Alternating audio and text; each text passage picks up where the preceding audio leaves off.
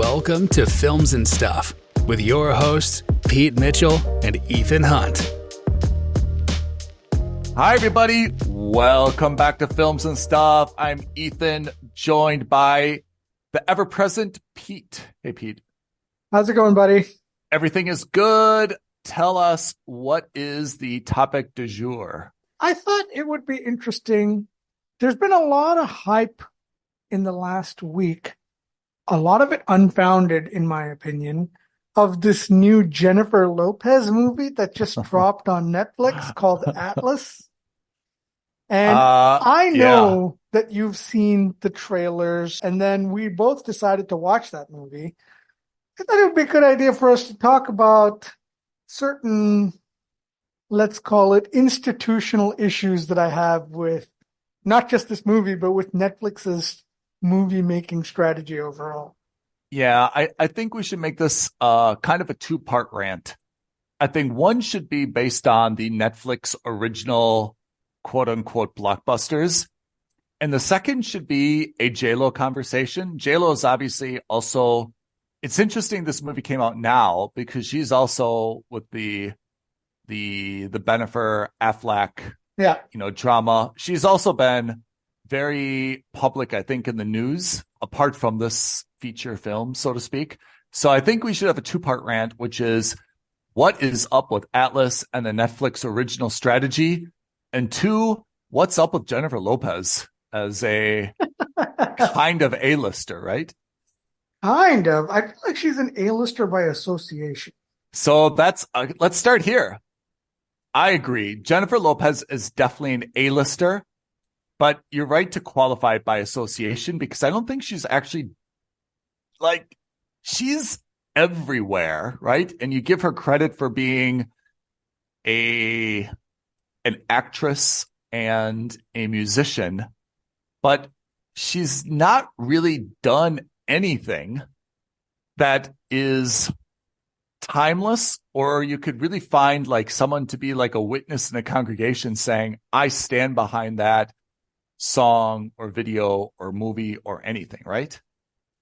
It's a little bit disappointing for someone as big as she is to not really have anything that's her calling card, right? I would go so far as to say that the things that she is known for publicly has nothing to do with her skill set or with her vocation. Hardly anything I've heard about Jennifer Lopez in the last decade has been about her music. Yeah. Everything has been about her relationships, who her current ex is or who her exes were, who she's dating now, who she was dating, who she's married to now, who she was married to. That's kind of it. She's definitely a celebrity, but it's hard to see where that celebrity is coming from, you know? Yeah. And look, I wouldn't say she's on the same level as Kim Kardashian, who's like a celebrity for God knows why. Yeah. Jennifer Lopez has put out music. She has put out albums. She is a singer. She must be talented because she's quite famous. But at some point, like I saw a Reddit post recently, or maybe a Yahoo post. I can't remember. Yeah. It was a comment somewhere where the news article was essentially that Jennifer Lopez apparently is on tour or was on tour for some time in this summer. And they had to cancel, or she had to cancel a large number of shows. Yeah. And one commenter made a joke about it and said, dozens will be affected. Which is, a bit harsh. I mean, it was hilarious. I laughed. Yeah. But, I was just like, that's the level that it's gotten to, in the sense that, when Taylor Swift, again, it's not a fair like for like comparison. When Taylor Swift cancels a concert, it's headline news because hundreds of thousands of people are affected. Tell me, I mean, we are two dudes, right, who are never going to take a bullet for Swifties or for J-Lo fans. Yeah. What is our opinion in terms of the difference in popularity between these two? Because J-Lo, Jennifer Lopez, I don't know what to call her. First of all, she's got actually a fantastic backstory. Like, her backstory is super, super impressive. She is talented. She is really beautiful, in my opinion. Why isn't she, and she's a mixed race, right? I mean, she's Puerto Rican, American. I mean, she kind of fits into a lot of different genres. Why isn't she kind of near the Taylor Swift popularity? Why? What's the difference in your opinion? You're asking the wrong guy. And I'll tell you why. Because I don't listen to either. And I don't know why Taylor Swift is as popular as she is. And this has got nothing to do with their level of talents because, again, I agree. music There's is no very subjective. Yeah. There's no correlation between talent and likability. Yeah. But I think that's the difference is that J-Lo, whether this is true in real life or not, she comes across to me as though she is not willing to, like, she's very serious. She does not make fun of herself. She does not show anything about like self-depreciating humor. Whereas Taylor Swift is actually, I think, very, very likable and relatable. In real life, those two may be totally opposite. Taylor Swift may be horrible in real life, but she comes across as very likable and like every girl. Whereas J-Lo, who in real life may be like the sweetest, coolest person, comes across in her public persona as very aloof and cold and never cracking a smile, right? I feel like that's the difference between these two. Potentially. I don't know much about either of them. I'm not going to sit here and expound on why one of them has a better album than the other, because as far as I'm concerned, both of them have albums that I'm never going to listen to.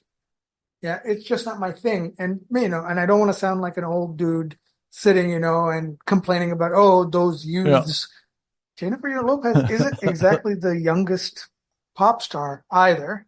She's 52. Yeah, exactly. She is striking for 52, by the way. Absolutely. She's striking for 42 or even 32. Yeah, absolutely. Although, weird segue, she doesn't look that great in Atlas. Good segue, by the way, because I think this is my problem with Atlas and also with The Mother, which came out just prior to this, right? Yeah. And a lot of her other roles is that the characters that she's either playing or she's given, but in either way, she's taking these roles, are so cold and icy and robotic. They're very, very stoic, deep emotional scars that they're not able to like express or get over. Like, I feel like these roles are all wrong for her. She needs a warmer role. The Mother is a terrible role, right?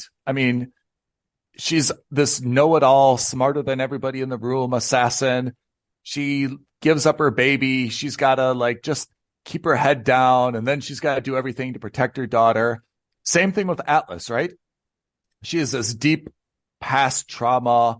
She's the smartest person. We see her playing chess and beating the computer 77 times in a row. Come on, you're not even humanizing her as a person, I'm not a huge fan of the role selection, but having said that, it could also just be those are the roles that she's going to get offered, and that's it. Because, when you're talking about award-winning films, J-Lo is not going to be on top of anyone's casting call list. That's her fault. Maybe. Maybe. Particularly since she's married to Affleck. Yeah. The fact that she's not getting good roles, it can only be, maybe I'm wrong and I'm just making a Hollywood assumption. If she's not getting good roles, it's her fault that she's not trying, because there's got to be a role out there, just like almost everyone else who's won an Academy Award has either gained a lot of weight or lost a lot of weight or lived in brutal circumstances for 9 months. She is absolutely a big enough name. And to be honest, she's probably a good enough actress that if she really, really pushed for a role, I cannot believe that she cannot get a better role. It may not be the role in a Scorsese film, but she can certainly find some independent movie or something where if she really wanted a serious role that let us see her range, someone would give her that role. And I think this comes down to the fact that even for her, I think she sees acting as her second job / something that she's thinks of as a hobby and not as a real thing. You think singing is her first job? Well, more than acting. I would look again. The caveat is I do not sit here on Spotify listening to J-Lo songs or albums, but I'm willing to bet any amount of money that she is a more successful singer than she is an actor. Objectively, not even subjectively. Objectively, I bet you she has made way more money and won way more awards as a singer before she has as an actor. Well, that may be true, but if we're going to use the mom test and you put a pile of money in front of my mom and said, name one song or one movie that J-Lo is in, I'm not sure my mom would win that pile of money, but she could definitely come closer to describing a movie. And I think she would have zero idea of even a lyric or an idea of a song that J-Lo sang. And I think I would also have a tough time. I could name maybe 3, and I bet they're all 15 years old. And they're all like with Pitbull.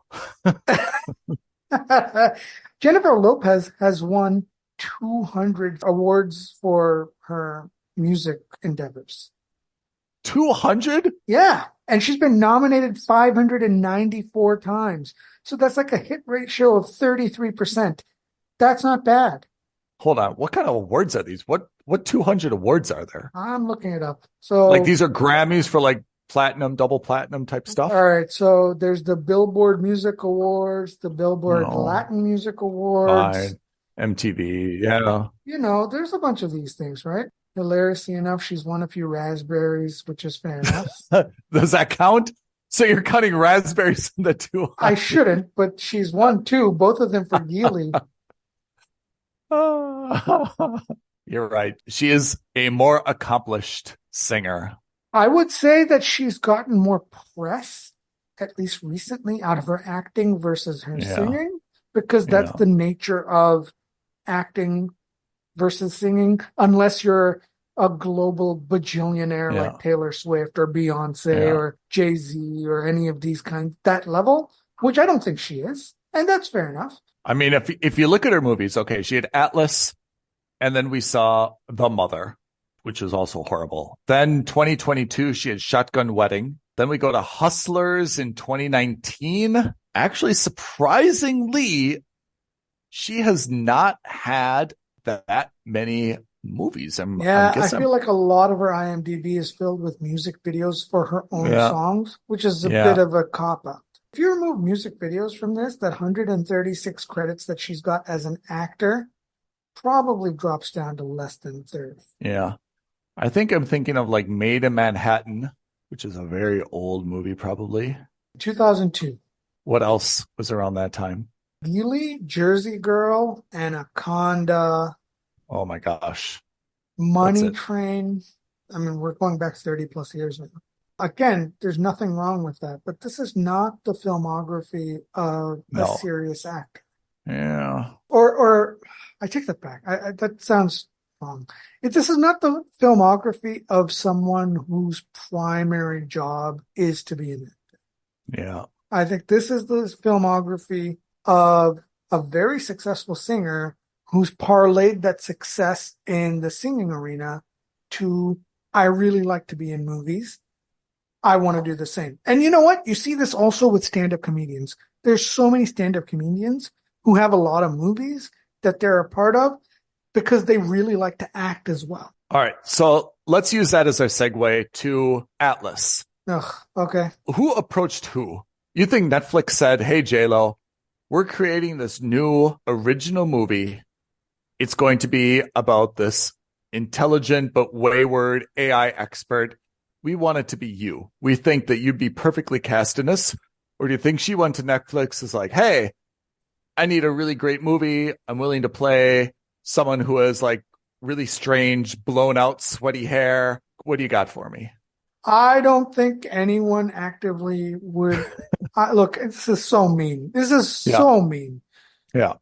But again, I really don't think Jennifer Lopez is on the top of any casting agent's list. Oh. Yeah. And again, this is so cruel. Like, honestly, it's one of the cruelest things I can say, because again, this is an art form. It's truly mean to be to something Well, subjective. You could make it crueler by saying she has definitely not gone up the list after doing Atlas. Yeah, exactly. No one has seen Atlas and said, oh, I've got to revise my list. Yeah, we really need to call her for the next Scorsese role or for the next Spielberg. I don't think that's going to happen. This is a good case of chicken and egg. Yeah. Is she bad in this movie because the movie is just utter rubbish? Or is the movie utter rubbish because she just gave such a soulless performance? Lackluster performance. I kind of think it's the movie in this one. I kind of think it's the movie in this one as well. But so I remember I watched an interview with Bryan Cranston. One of the things that he said that stuck out to me was that, look, it doesn't matter how good of an actor you are. At the end of the day, if your script is a C-grade script, the best of best actors can at most elevate that movie to a B. You cannot take the movie and make it better by more than one letter grade, no matter how good the actor is. It's just impossible. I think this is a combination where the actor was not able to elevate the movie, and the movie itself already started off handy. I mean, the movie is heinous. Ugh, it's no bueno. It's no bueno. Do you want to give the summary spoiler alerts here? And the spoiler alert is don't watch this movie, but let's go into why. Do you want to give like the 30-second synopsis of what this movie is all about? And then let's just go berserk picking holes in the stupidest plot almost ever created. Sure. Jennifer Lopez's mom is an inventor of this fantastic artificial intelligence technology, which allows not just artificial intelligence to propagate, but also allows you to connect with them using a neural link. And that allows the AI to sync with its users. That AI turns out to be a murder hobo, tries to destroy humanity, is stopped, but escapes planet Earth, and a new faction is created in planet Earth to ensure that AI can never exist again, to destroy humanity, and they go on the offensive. They're looking for this one super AI so that they can kill him and, kind of preemptively end any future attacks. Jennifer Lopez is brought on to this mission, typical military mission. They find out where the AI is, who's played by Simu Liu. Of course, she's the sole survivor of that mission, and she has to single-handedly destroy the. I have to say, I don't know if you wrote that down or prepped it, but that was probably one of the best synopsises I've heard you given. That was fantastic and right on the mark. That's exactly it. The thing I didn't mention is that we're obviously in the future, and one of the ways that they're going to combat him is that they have these mechs, kind of like super armored suits, which are half semi-autonomous and connected to their users with the neural links, which Jennifer Lopez is totally against.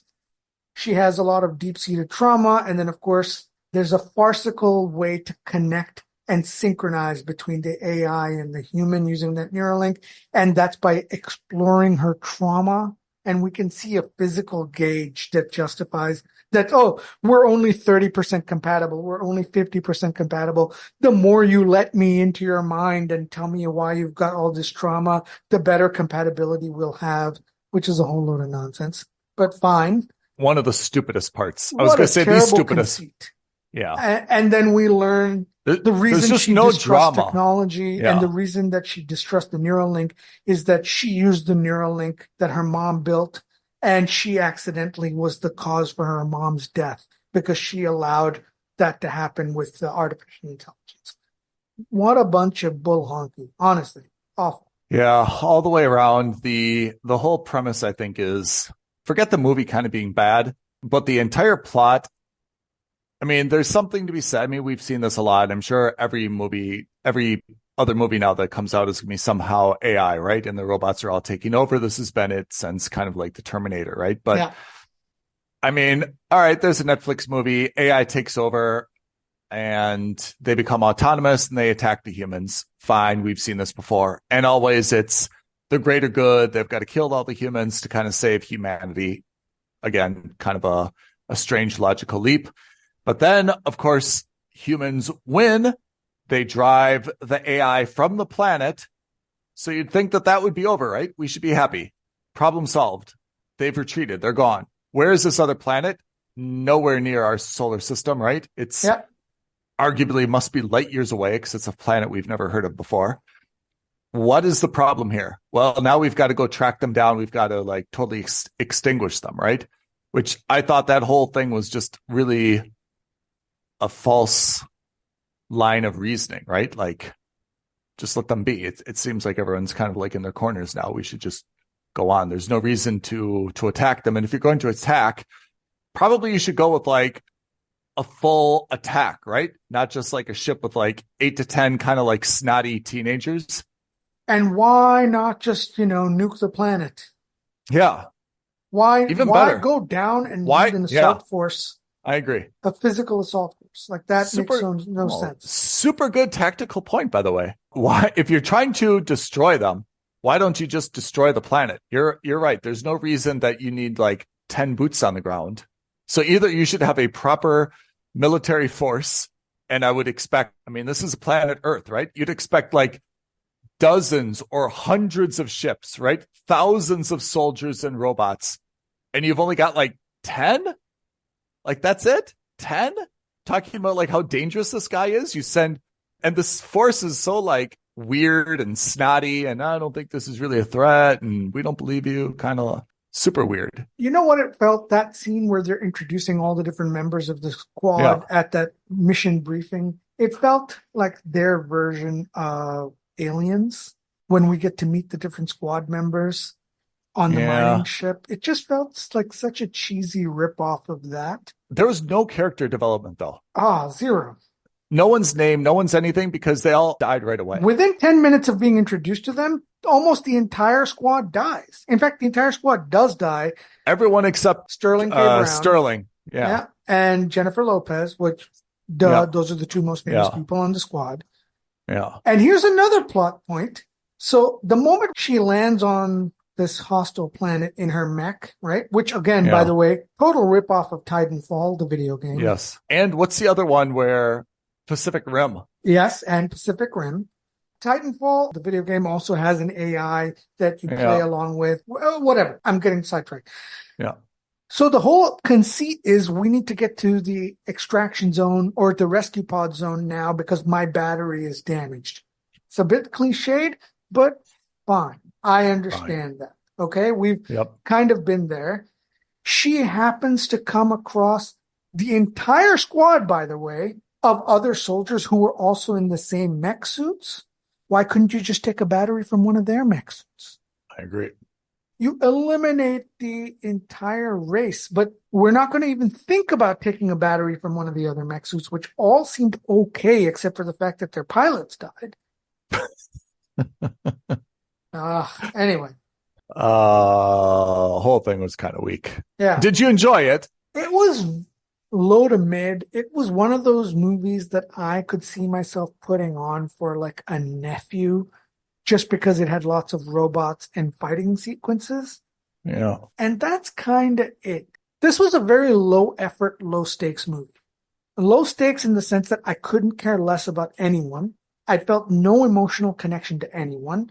Yeah. I did not connect in any way, shape, or form to Jennifer Lopez. That whole I'm a genius shtick. My calling card is the king from a chess set. None of that stuck out to me. No. Oh, I was able to outsmart an AI. None of that was believable. Yeah. And at the end, I guess the biggest thing we saw was she was wrong. The whole thing was a trap that we saw was manipulated because Harlan knew this is what would happen. He intentionally let his guy get caught.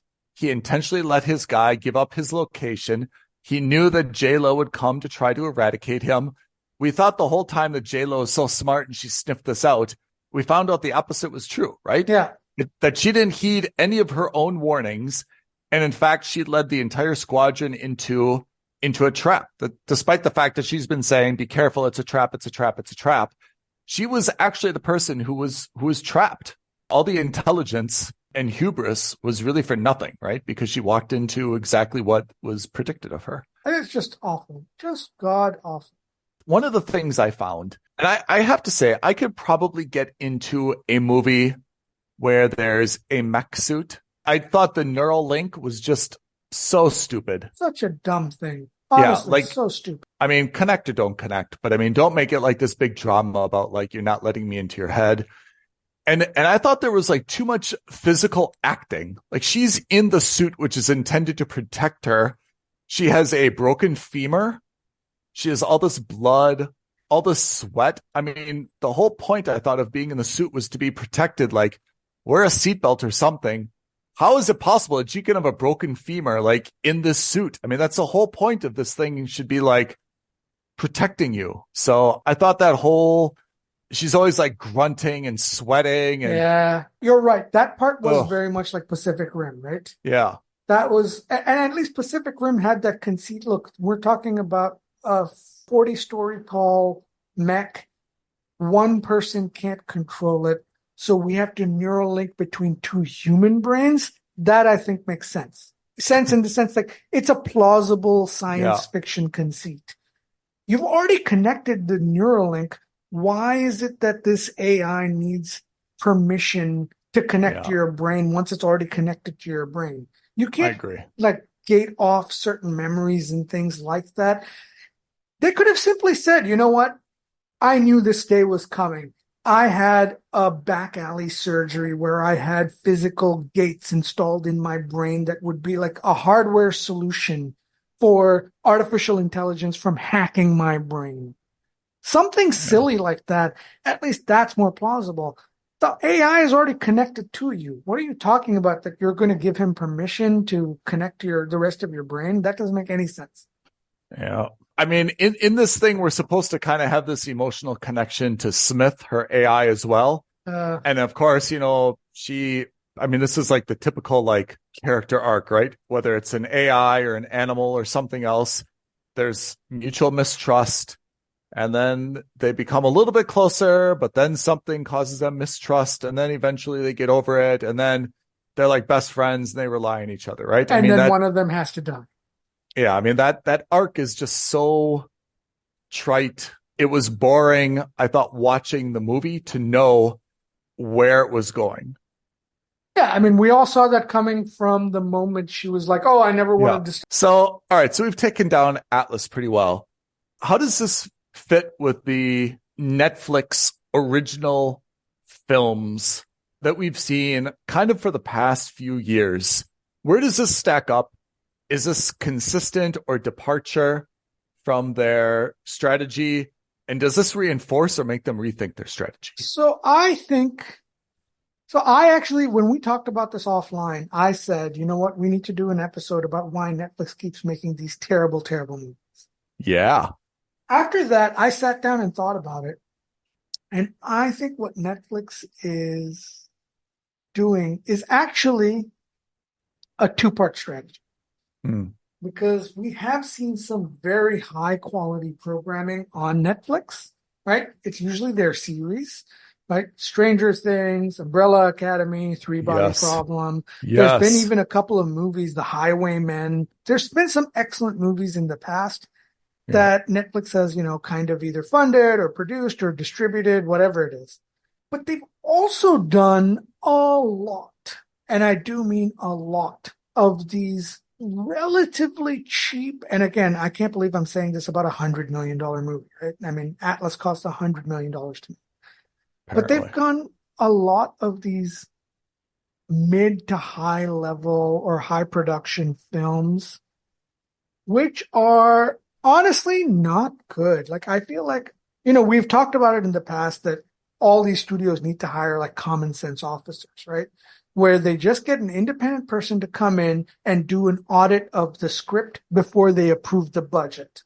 And I think that if you and I read this script and we were told that Jennifer Lopez is going to play the lead, I think you and I were going to sit down and be like, listen, I don't think you should greenlight more than $40 million for this movie or $30 million for this movie. If you're going to definitely do this, Because there is some value, because it is content. It is adding to that library of Netflix movies. But this isn't the kind of stuff you really want to. This is not going to win any awards. Let's not kid ourselves. It's not the worst movie that's going to come out in 2024, certainly. But it's got to be in the lower quartile, right? Like, I don't think it's going to be higher than 25%, 26% in the bottom of that list. I agree with everything you said. I wish I knew what they wanted. Atlas, no doubt, has gotten a lot of views, right? I mean, it's their number one movie right now. I think there's been 28 million views already. By viewership metrics, it is successful. Maybe that's what Netflix wants. Like, hey, we just need something that people stay watching. We just care about the minutes consumed, because minutes consumed means people aren't going to a different streaming platform. They're not going to Amazon. They're not going anywhere else. We just want eyeballs. And maybe that's their strategy. And if it is, then it kind of makes sense. And I can understand Atlas does serve, I mean, as rubbish as this movie is, I can see it from your family or my family that in a way, when it's hard to vote on a movie for the whole family to watch, this kind of satisfies a little bit of everybody, right? It's got some sci-fi for me and my dad. It's got J-Lo, who my mom knows. There's something for everybody, and maybe that's what they want. But in terms of money well spent, or in terms of something that people walk away from and say, that's great, I'm really happy that I stayed on Netflix, I don't think it's achieving that. No, I agree with you. There's no way. There's absolutely no way. It seems like the bigger the movie, the less we've actually liked this, right? Like something like Pain Hustlers. We liked Pain Hustlers. That was a good movie. How about Lift? Oh, so Lift is like this. This is exactly it. I think Lift is like Atlas, which is, we're going to take a genre, right? Yeah. In this case, it was a heist movie. Yeah. We're going to sex it up. We're going to throw in some famous stars. We're going to make it look sexy. We're going to make it look a little trendy and high flying, literally in this case, high flying. Yeah. But it was just a generic and bad heist movie. Oh, yeah. It wasn't even good. Like, that's the thing. Yeah. It just wasn't even that good. Yeah. And that also had a budget of $100 million. I think you're right in the sense that it does get eyeballs, no matter how bad the movie is. Ultimately, sometimes it's kind of like Showgirls. Even if the movie is bad, it's still going to get some eyeballs. But Showgirls got a lot of eyeballs. There may be a small chance it becomes a cult hit, but these things aren't even going to be cult hits. They're just bad and generic. I have to say, I liked Extraction. I thought Extraction was a very good Netflix original. We liked The Atom Project. We did. That's right. We hated Interceptor. Hustle, we thought was pretty good. Gray Man was very good. And that Heart movie was very bad. Remember Gray Man? We hated Gray Man. We hated the one Queen of Hearts with Gal Gadot. Red Notice.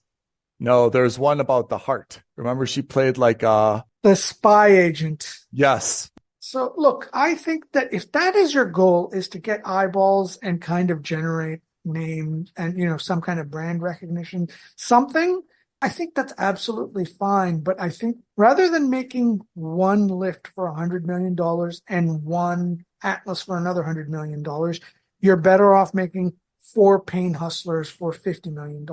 You're better off making 5 Hustles for $40 million. I totally agree.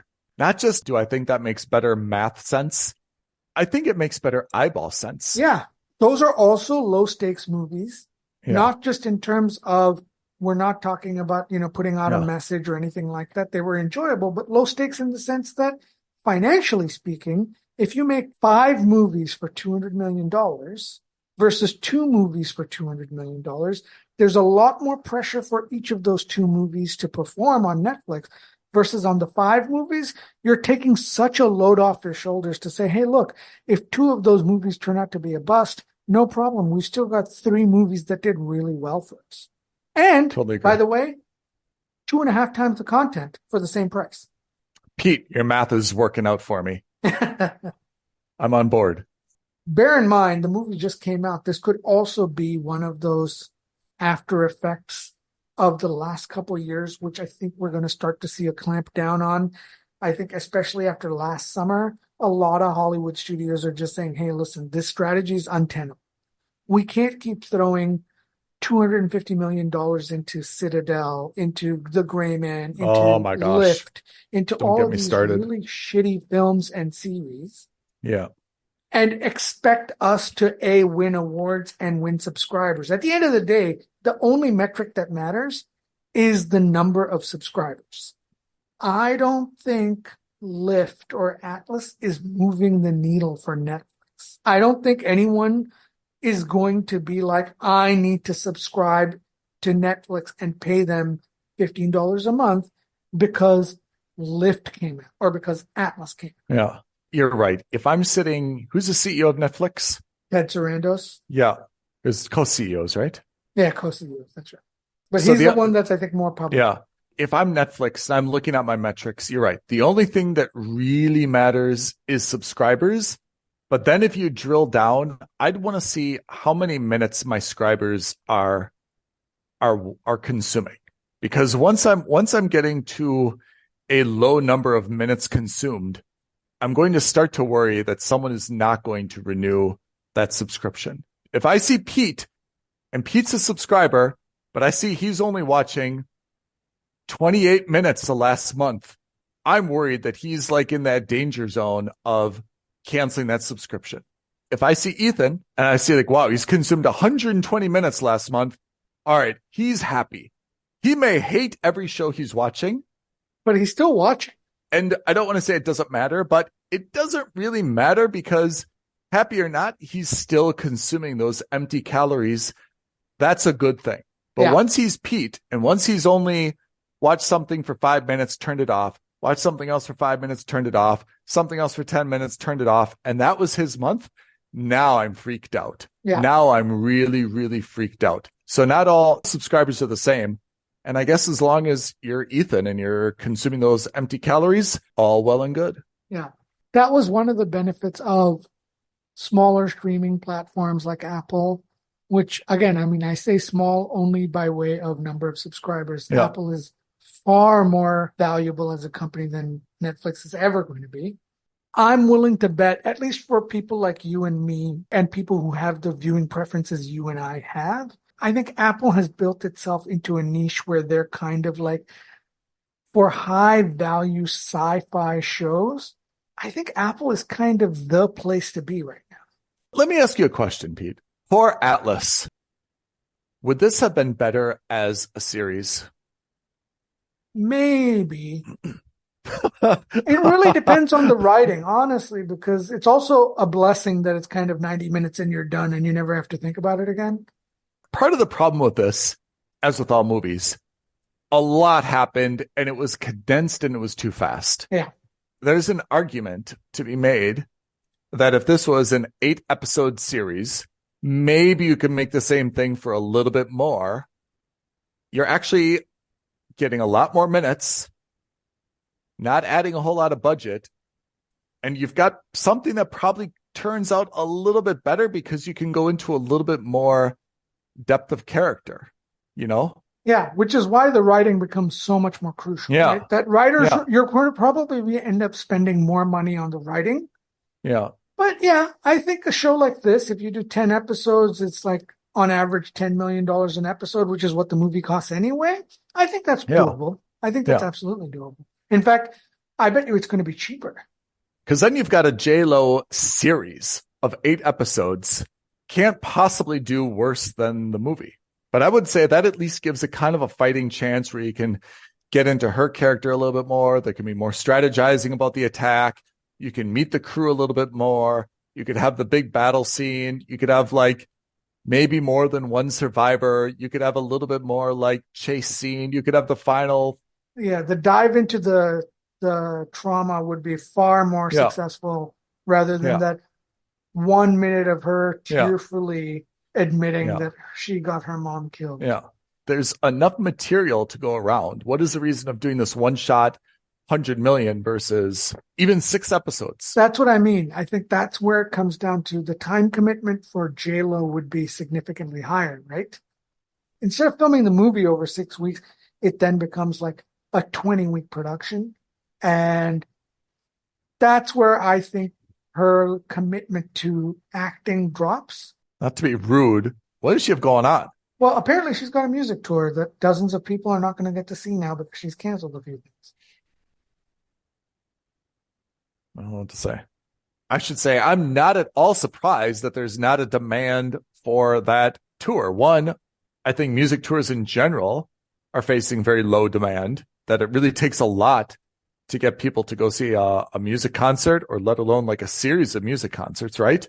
Are we looking for greatest hits here? Jenny from the Block, If You Had My Love, like a Pitbull duet? Like, what's really here for people to see? And again, just to reiterate that lately, any news for Jennifer Lopez has more to do with her non-music life than it does with her music life. Here is the headline for her latest tour. Jennifer Lopez devastated, cancels $1 million tour amid Ben Affleck split rumors and low sales. You know what I mean? Like, even her music is being impacted by the fact that more people are interested in talking about Ben Affleck than they are about her music. Are they getting divorced or not?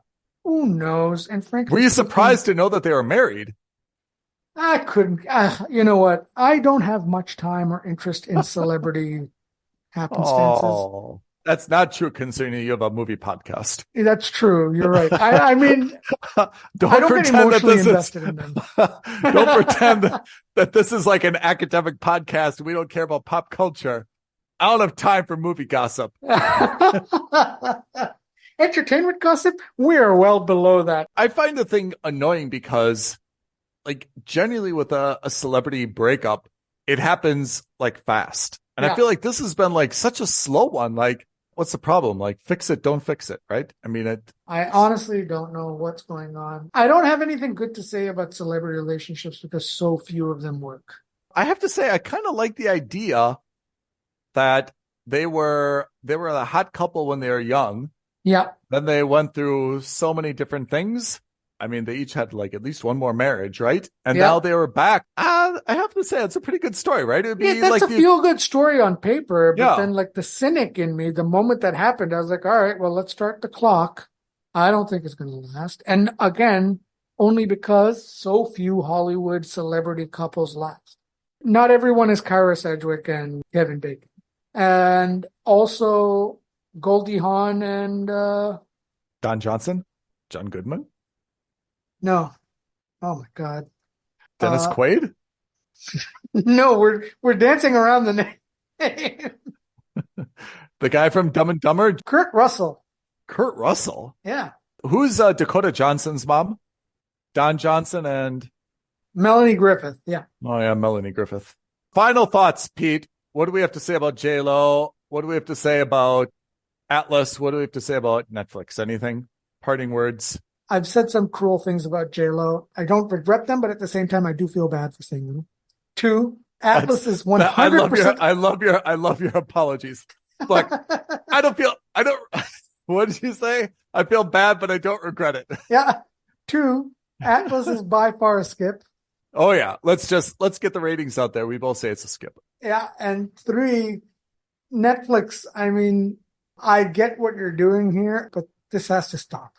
This has to stop. It's a waste of everyone's time. Make it into a series. I mean, yeah, that's the other option. Make it into a series. Don't go hiring people who are superstar famous for the wrong reasons. Hire some no-name younger actors. Make it even cheaper. It has the bones to potentially be good. Again, I've played Titanfall, the video game. I think the premise was phenomenal. I think the games were even better.